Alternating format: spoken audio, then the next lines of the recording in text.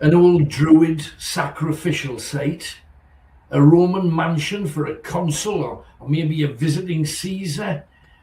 Well, no, that's not what this is. This was built by a rich man with more money than sense, in tribute for another man who had more money than sense, who wanted something as a tribute that would be show-stopping,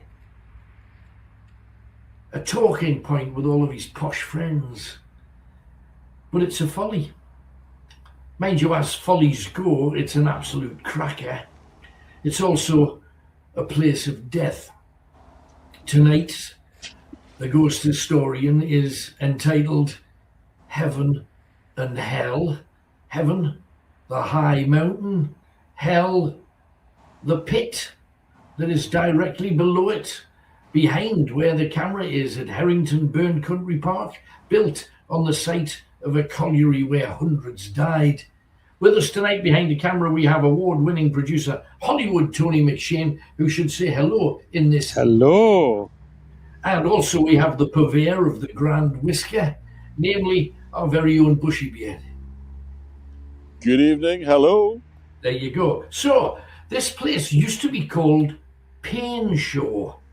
It's been a settlement since William the Conqueror sent his Norman warriors here to put down the Great Rebellion against their rule. And by 1190, it was called Penshaw. Pen meaning hill, Chur meaning stone, stone hill. Some historians say that the Pen in Penshaw was when the Irish Vikings came over, holding Tynemouth as their stronghold and trying to conquer this particular part, all the way down to Durham and then further onwards to York. So let's have a slow walk up that hill, Tony, if you will be so kind. And you can see there's an odd bit of torchlight and the odd little hint of snow and rain that we hope we don't get as we make our way up there.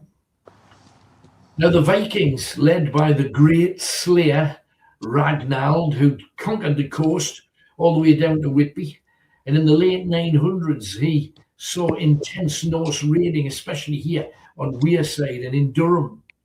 The great histories, written in two separate sagas, the Jomsvikinga saga and the saga of Ragnar Lodbrok, both mention the battle for the great Stone Hill.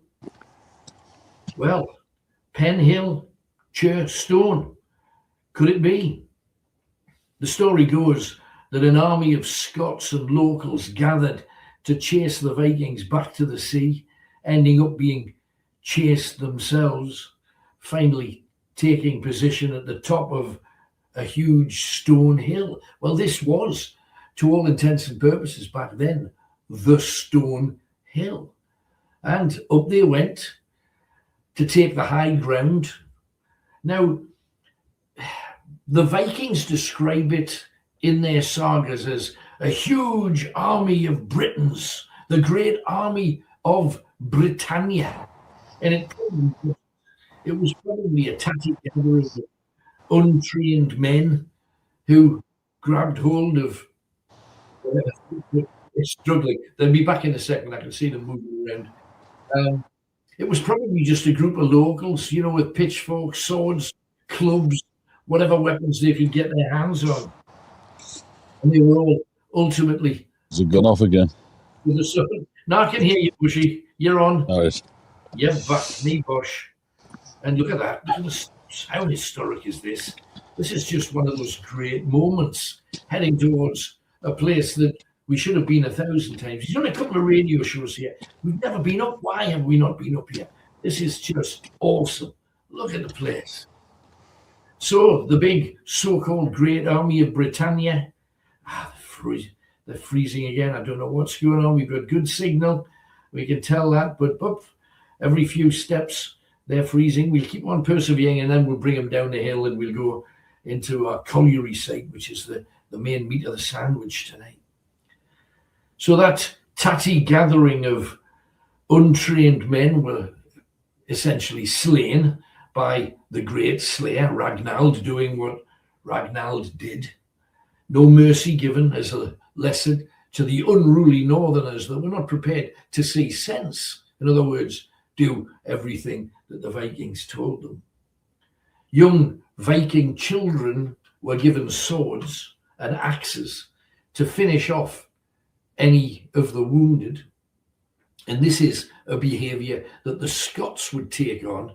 And then after battles, the Scots would give their young children swords to finish off any wounded members of the enemy. And the idea for that was to get their youngsters used to being covered in blood and used to killing early on in their lives, so that they would have no qualms killing somebody coming at them with a sword. And also, while they're going around, they're robbing them, taking whatever they had, but particularly weapons, because weapons always kind of hard to get your hands on. We're coming back strong. We're not letting go. We're tenacious. We're terriers. Ignore the weather. Ignore the fact that there may be one or two people about. Head up, man. What's that? You don't want to know. I think, isn't it strange? This is the only show anywhere where you can hear a groin strain as it actually happens. But dying. I was actually falling backwards down the steps. Well, it was only a matter of time before that happened, I think. So I'm anyway, still good man, hang on in there. Years later, long after the Vikings had gone and this Penshaw had been created, in 1844, a monument was supposed to be built to commemorate Lord Lambton, who was nicknamed Radical Jack because he was proud, wayward, and a bit sexy. He was the governor of North America, Canada, ambassador of Russia. He helped colonize New Zealand, or he told everybody that he did. Oh, look at this. Look at the view.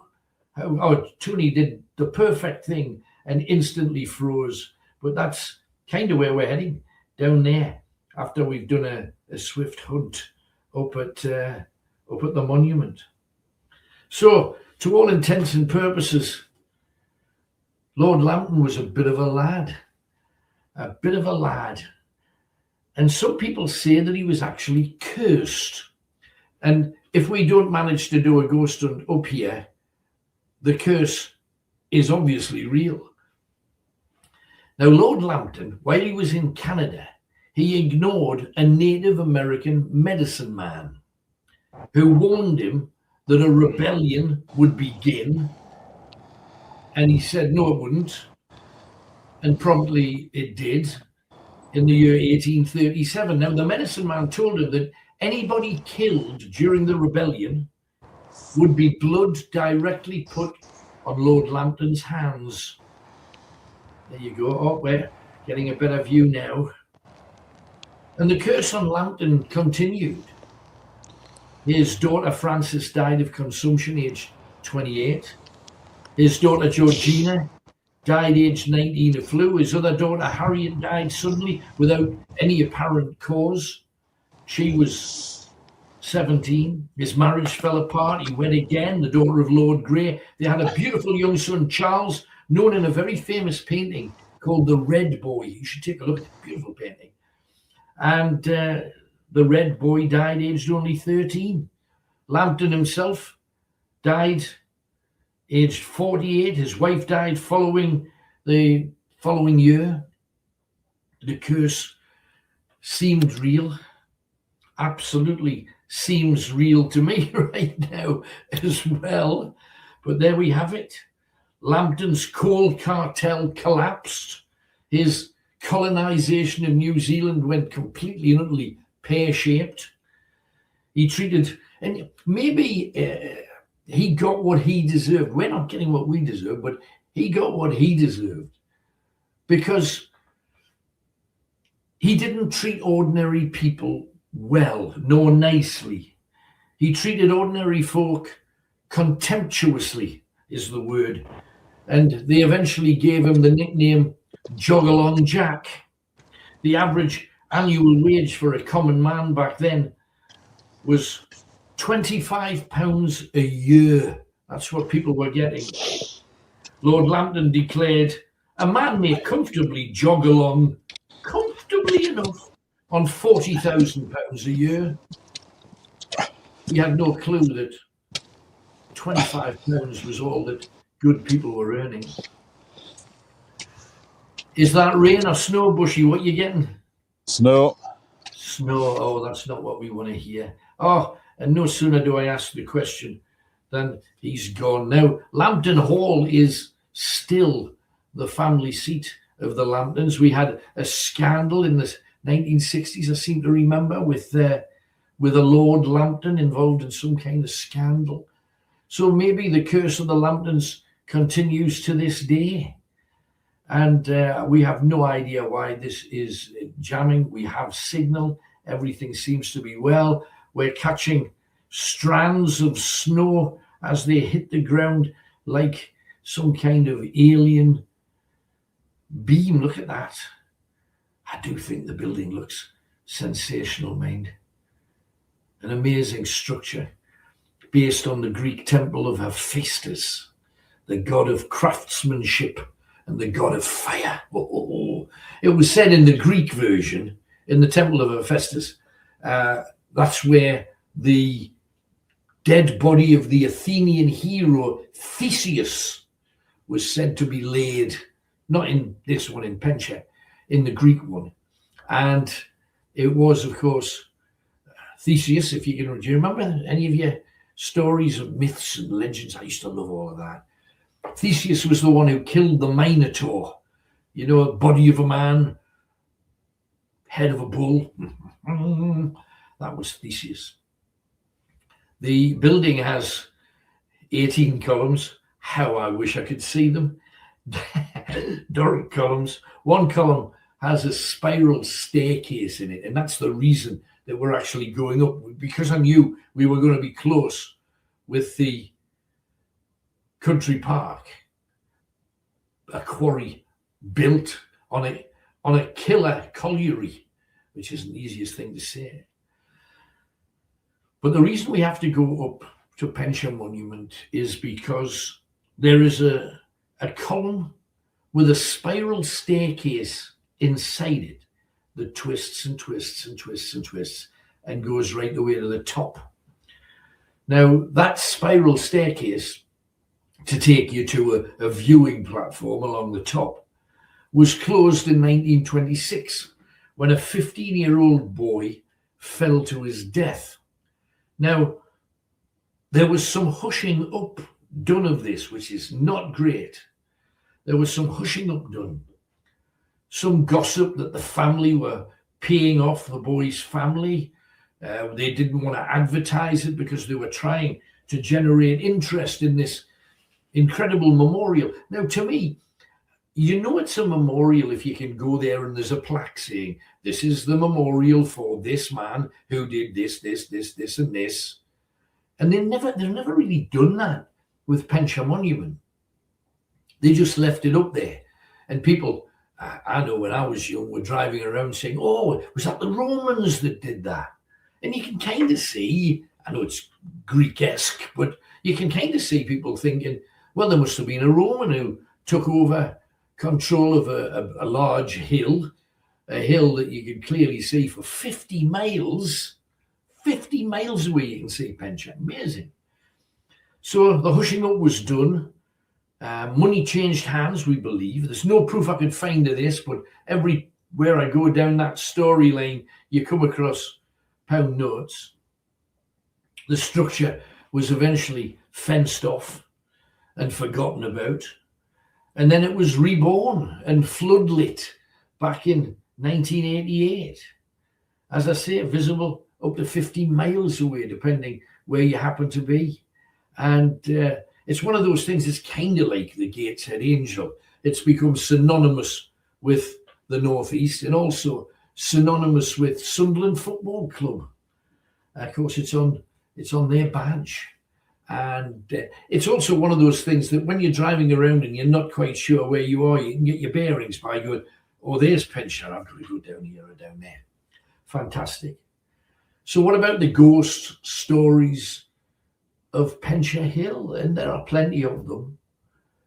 The ghost of the young boy is the one that permeates, although they send you in a slightly different direction.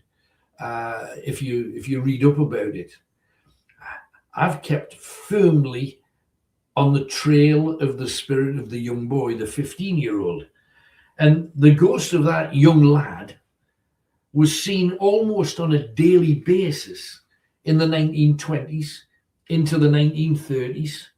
And in more recent years, spottings have been scant. Oh, there you go. They're in. They are in. Good. Well done. No signs of ne'er-do-wells, I'm hoping. Too wet for them. Yeah, it's too wet for them. They left. Brilliant. Look at that view. My goodness. How incredible.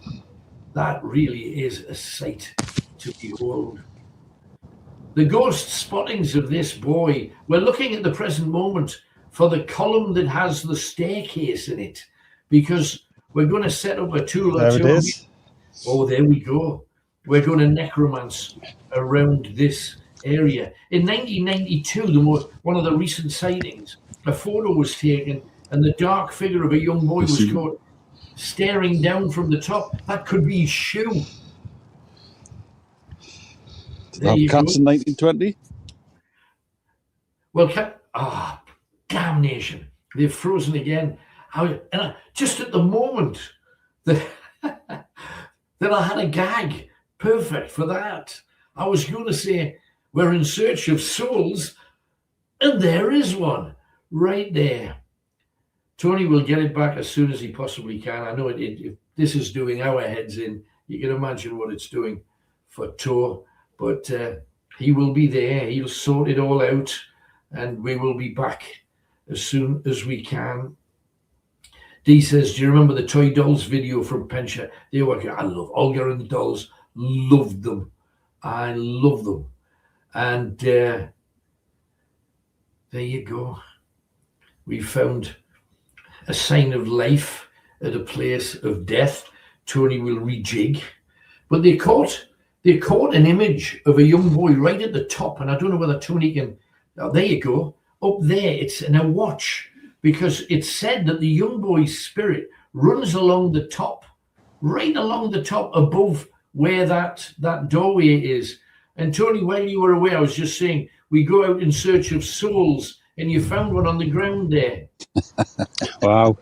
But talking about that specific ghost, and there are other ghosts apparently said to be there, but that specific ghost, the most recent one I could find was 4 years ago in 2021, and it was at this time of the year.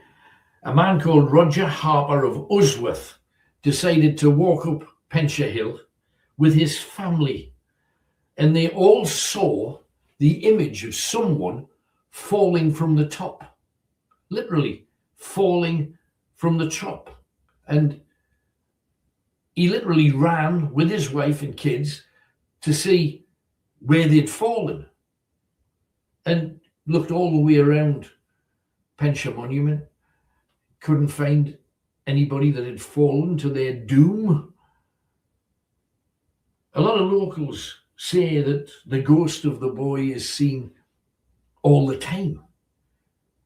Now, it could be that locals see kids playing about. I mean, literally just before the guys went up, there was a group of something like 15, 20 kids went up there. So you got to be careful. I wouldn't risk it in ones and twos, although we do. But maybe they're just seeing kids hanging out up there. And we've had a couple of bizarre experiences. One, we did a UFO watch one year on the radio, and I invited people to join me at the top of Penshaw Hill, totally unaware that back in those days, the top of Penshaw Hill was a hidey hole for drug addicts and drunks. And there was about 80 people high as a kite who kicked 7 bells out of our tent that we were doing the show in, snapped the aerial off the Espace vehicle that we were in, and tried to push it off the hill. So the curse of Lambton seems to go on. But isn't it fascinating that there, right in the centre of Wearside, you've got a Native American curse from Canada, slap bang in the middle of the Northeast, and a curse that anybody that looks back at his lifetime and the lifetime of Lambtons in general, you could argue there is absolutely a curse involved with it, whichever way you dress it up. I think it's fantastic. Anne says, the steps seem tilted down, which is bizarre, and it will be slippy tonight. There should be a rail, says David. There isn't. And David also says, weather something we can never predict or control. It can only go off the forecast, but even that can be wrong. Well, we knew there'd be a little bit of drizzle. We didn't think it would be heavy. And we know that if we can reach round about 25 past of this hour, the weather will be better for the rest of the night. That's what they tell us. Do we believe it? Well, we don't really have much choice. We dive in and hope for the best. But Penshaw Monument and the Great Hunt is one of those things that we always should have done. And hopefully when we get our signal back, or whenever we get Tony to kick us back on air again, Bushy will have the necromancer and we'll be able to hear anything we possibly can. Frustrating, isn't it? I don't know whether you've got many Penshaw stories of your own. Has anybody ever seen anything up here? If you have, put a message in our comment section and I'll clock it. From a ghostly point of view, because I was on the radio for the length of time that I was, I got half a dozen calls over the years saying that people had seen things. And when you look up Ghosts of Penshaw Hill, the story of the young boy doesn't even show, even though I've had more calls about his spirit there than anybody else. Instead, they say, no, it's the ghost of all of those bairns that were killed by the Lambton worm. Now, you may remember when we were forced to do an ad hoc show in Alnwick when the signal killed us, when we were up at Newton by the sea, and we quickly rejigged and went into Alnwick and did a skin of your pants kind of show, which is strangely what this is. I did one last week. I didn't want to do another one. Come on. This is why it should have been the stately home, warm and cushy, all the toys out, playing, seeing what was going on. But when we were doing that show, we came across a bench that's in Alnwick Market Square, and it's got dragons all the way along it. And I mentioned the story of the Lambton worm and how, and this is just me, that there's always a root of truth with every great story. Any story that lasts any length of time, there's always some root of truth there. And with respect to the Lambton worm, remembering that the brave and bold Sir John went off to fight in foreign wars, if you know the song, The Lambton Worm. And I know I talk about it as if everybody knows. And I don't know any school that would probably ever teach it now. But the Lambton Worm was one of our great legends, myths, folklore, if you will. And it tells of a man called John Lambton, one of the Lambtons, who travelled off to the Holy Land. Egypt was part of where he stayed. And he came back with lots of goods from Egypt and the Holy Land. Now, if you think about what is in Egypt, there is a thing called a Nile crocodile. And it's a crocodile, not like the kind of crocs that you see on Swamp People and all those shows on television. They're crocodiles with very, very long, thin snouts. And they're called gharial. Now, the gharial, remember, nobody in Britain would ever have seen a gharial. And they're in eggs. And of course, around that time, the soldiers that went to fight in foreign wars were looking for things to eat, and they'd find a nest full of eggs, and they'd say, champion, scrambled egg, boiled egg, poached egg, breakfast, dinner, tea, sorted. And of course, if people brought one of those back and it hatched in Britain, it would be exactly how they described it in the Lambton Worm song. geek big mouth and geek big goggly eyes and a long tail. Now, the idea that it swept like 7 times around Penshaw Hill or Worm Hill in Fatfield, as is more likely, probably never happened.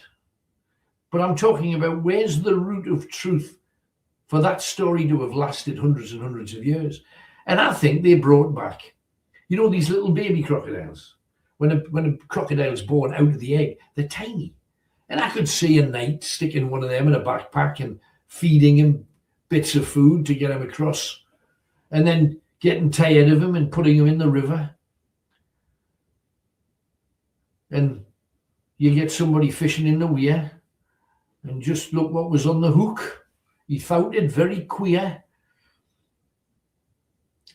And it grew and it grew and it grew with its big teeth and goggly eyes. And it was swimming around in the river weir, maybe with more than one. And if a knight or knights came back to Wearside with half a dozen, you would think, well, surely they'd still be here. Well, not if every knight was plunging looking for one to kill so he could go back to his castle or his lord or his settlement and say, killed it. Look, here's its head. Here's its tail. I could see that happening. I could absolutely see that happening.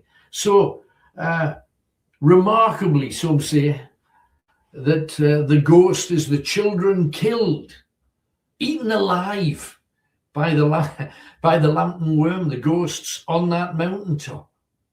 Maybe that is exactly what's happened. Now, I'm just checking my phone because I've got an awful feeling. I have that sinking Lambton curse feeling that Tony may have sent me a message. No, he hasn't, which means he's still trying. David says, I hope they're going to manage to get back. Well, yeah, because we're like 10. We're just in the show. We're just in through the front door. And I just remembered another experience that we did at Penshaw Monument. We did an experiment with the human mind, and it was an interesting thing. We had a psychologist on the radio show who said, if enough people focus their minds on something, you can make it happen. And I said, well, give me an example of something that could be. And they said, well, say, for example, there is a major light in a particular place. If enough people focus their mind on switching that light off, the light will go off. And I'm going, yeah, that sounds likely. And yet, because we had a massive audience that went into the millions on Night Owls, it worked. And I can't explain how it worked. And we didn't do anything behind the scenes to make it work.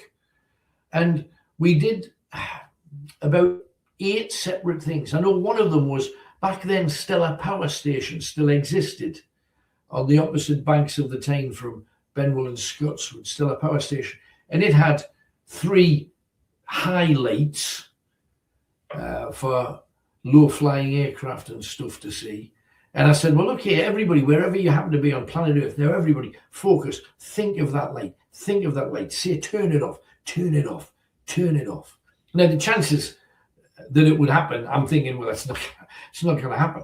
Now, I can't swear that the people at Stella were listening to me. I don't know whether they were or they weren't, but I could imagine if they were, maybe they would switch it off for a laugh. And then go, oh, everybody says, look, the lights are gone. They've gone, everybody. Wow. But legally, I don't think they were allowed to do anything like that. One of the other things was switching off the lights on Penshaw Monument. And that's exactly what happened. The lights on Penshaw Hill, which apparently you've got to send an electrician to a box that's halfway up the hill, and they've got to gajiggle to switch it off. We didn't ask anybody to do that, but the lights went off and we were all focusing and thinking about it. And then I got like 200 calls from people across Wearside and Horton Springs saying, the lights are off, for heaven's sake, I can't believe it. So, beyond that, the biggie happened in Morpeth.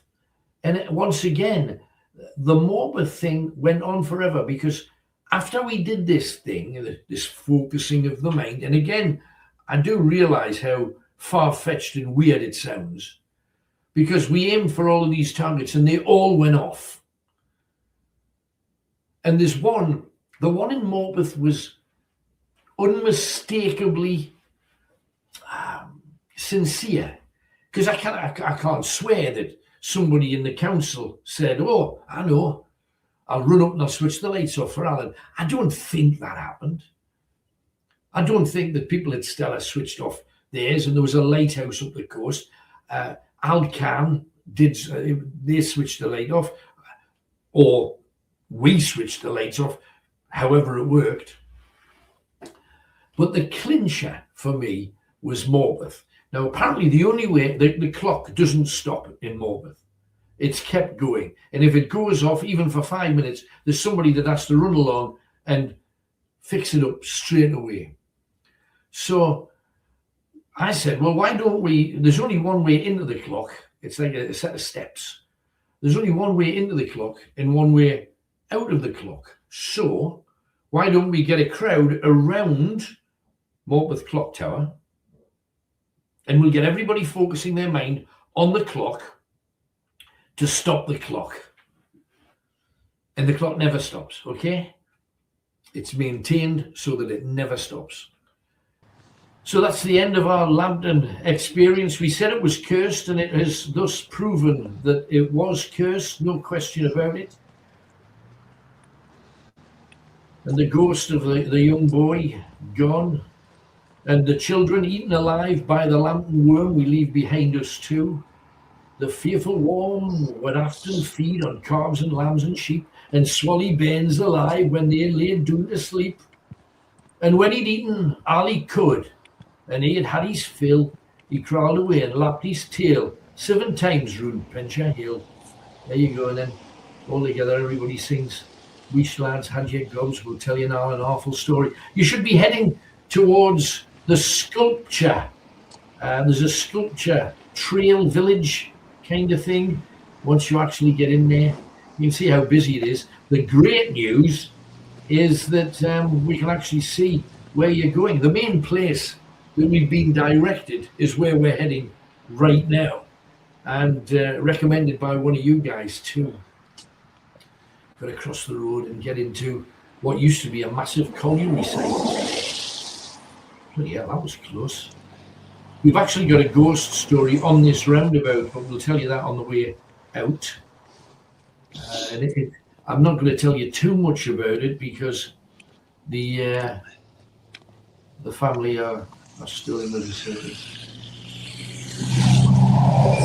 Lee says there's actually tunnels around that area. People claim were witches' covens, not caves. Absolutely, I've got that's part of my tales and my remit tonight to keep you going. Lee said that she grew up in South Hilton, Anne, and we walked along the tracks daily to go up to the monument or down beside the river. Safe in the days, kids could wander around. No, absolutely. And there were many a story of witchcraft from back in the day.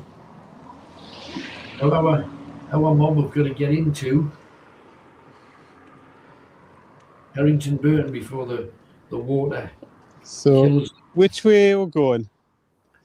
Well, you should head in for the car park's closed, but you can go into the park apparently 24 There's lots of cars there. Cars? Yeah, there's just one just went in there now. Really? Okay. The gate's open. Let's go for it. Dive in, and you should be heading in the direction, I can tell you, of the sculpture village and then the lion seat. That's what you're aiming for, if that helps you at all. It should be signposted once you get in. So the sculpture trail, then the lion seat. Okay. It's just all blackness at the minute. Yeah, well, there's lakes and statues and images, and that rain looks Straight on, awful. Tony. Yeah, we'll stay on as long as we can. All right. Oh, that doesn't look great, mate, I have to say. Right, I've got maps up and we should be straight ahead. Right, go for it. Anne says get the knocked cupboard down. is still ongoing. Don't know if that's true. I do know an awful lot of the witch groups. There's a group of Wiccans in Chester Street. Whether it's part of that, I do not know. There's some Gardnerians there too. You should be passing the sculpture village or this Tony's Fies coming at us out of the darkness. Whoa, and he's he is switched off. How frustrating is this? And it's funny because only since I've started being here with you guys, watching all of this, that you discover how hair pull outing this whole kind of thing is, especially when you're committed to it. Yes, we'll be. Oh, here we go. Good lads, that was quick. Well done, Tony. Try and keep it dry as best you can. I know it's a nightmare. Hopefully the lads are. The Bushy's got the track in.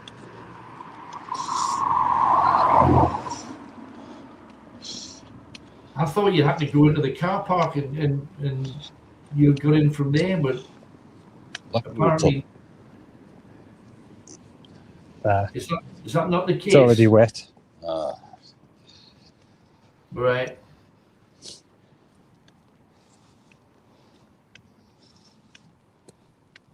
The guys are trying to find a way in. If anybody knows, do tell, because I think they're walking past roughly where the sculpture village is said to be. It should be on the other side of that fence. Just you've got to be in to do it justice. I can't believe that. I thought the entrance was behind you, mate, I have to say, but I will stand corrected. There is the sculpture village. It's supposed to be based loosely on Durham Cathedral. Doesn't look terribly cathedral-y to me. But the first of our ghost stories is in the Lion Seat. If you can head in the direction of that, that's your next target, Bushy, if you can get yourself... Lots of cars, lots of traffic about for a nasty, nasty night like this. That's just like a middle finger, isn't it? That's like a hand and a middle finger.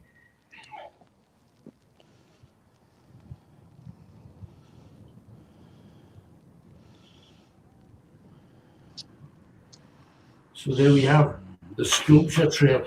It's all bits and bobs from New Herrington Colliery. It was 1874 to December of 1985, so it's fairly recent.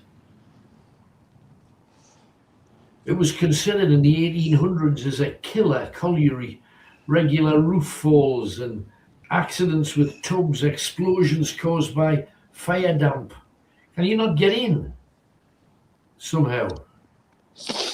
Or do you just climb Just all off? fenced off.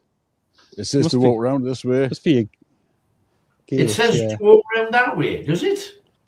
Yeah, I've got maps up. Okay. Because it says here, on the left coming up will be Wind Seat. Yeah, but you should be in the park. Yeah, that's it there. You're outside it. You're outside it is the thing. You've got to get into it where the lake is and the pathways so you don't have to walk on grass or road. That's the plan. Yeah, But I think according to this, well, there's straight no, ahead is no gate signposts in and yet. sculptures. Yeah, well, that's on the other side of the fence, Bushy. No, we're on the road here. You can just walk through there. Okay. I'll believe you. You're on the ground. I'm up in the high lands. So if you can, crack on. Wow. Gate there. Tremendous. Well done. I stand corrected. Always trust your beard. That's what I say. Always trust your beard. Your frizzy beard. A very damp snowy beard at the minute. There you go. And there is a gate you can get through. Fantastic. So you are heading now for the Lion Seat. and some stone art between the lake and pond. If you see a sign for the lakes, that's where you're heading, because that's where the ghost was sighted. There are a couple of ghost stories based around this colliery as well. The first one is the story of a lad called William John Popjoy. He just turned 18. He was given a job as a driver, guiding 2 horses, pulling some of the massive tubs of coal. And on the 8th of November, in the 1880s, this young lad saw his 2 horses were panicking after some rocks had fallen from the roof onto them. The 2 horses broke free, trampling him and then literally kicking him 20 feet onto the rails where they were moving tubs. The tubs cut him into pieces, literally lumps. So watch out for his spirit. He's said to be around here somewhere. He was cut into 11 pieces, to be precise. And it was said that the miners who worked there never wanted to work the Hutton Jubilee scene, because that's where the bloodied ghost of Popjoy happened to be. It's really hard to believe that the land they've been walking on for the last 10, 15, 20 minutes, the entire Herrington Burn Country Park is built on 11 million cubic meters of the waste shale heap from the pit. And in 2005, a lot of people ended up on this site to watch a pop festival with the Black Eyed Peas, the Foo Fighters, and Gwen Stefani. So a little bit of pop history in there too. Are we heading in the right direction for that lion seat, guys? The scissors take me down to the lake. The lake's good. The lake is where this... I'll tell you the ghost story now so you can necromance as soon as you get down there. We want to do a little bit of that tonight. It's thanks to Audrey and Paul Burns. Thanks to you two. They suggested us going into this area. They say it's creepy and eerie and quite terrifying at this time of night. It's different when it's wet and as rainy as it is, but Bushy's lighting it up nicely for us. Heading down to, there's a lake and there's a pond side by side, and there's a little path in between the two where this ghost is said to be. Now, Audrey says that her mum lives nearby and she's seen the ghost here. She's seen it a number of times ever since the park opened. She says it's a place, and I don't know whether her mother's just being dramatic, but she's put it beautifully. She said, it's a place where the shadows of the dead still remain.